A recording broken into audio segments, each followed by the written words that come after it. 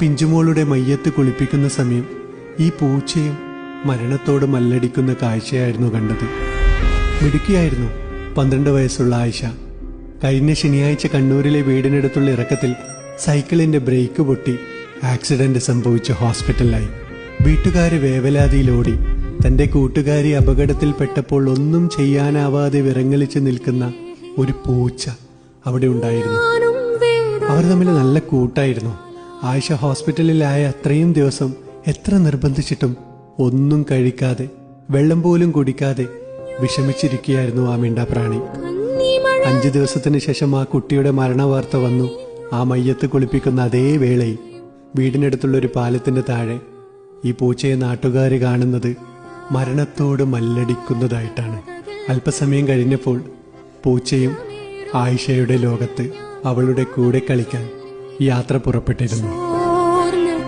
തോളിൽ കൈയിട്ട് നടന്ന കൂട്ടുകാര് പോലും ചതിക്കുന്ന, തെറ്റിയാൽ പഴയ കഥകൾ നാടുനീളെ പാടി നടക്കുന്ന ഈ കാലത്ത് ഈ മിണ്ടാപ്രാണിയുടെ സൗഹൃദം ഒരു കണ്ണു തുറപ്പിക്കും.